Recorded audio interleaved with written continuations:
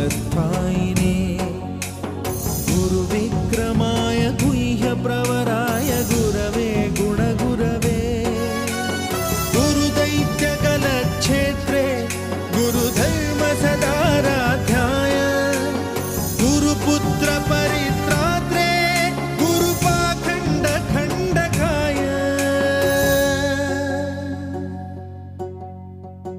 गीतसाराय गीततत्त्वाय गीतगोत्राय धीमहि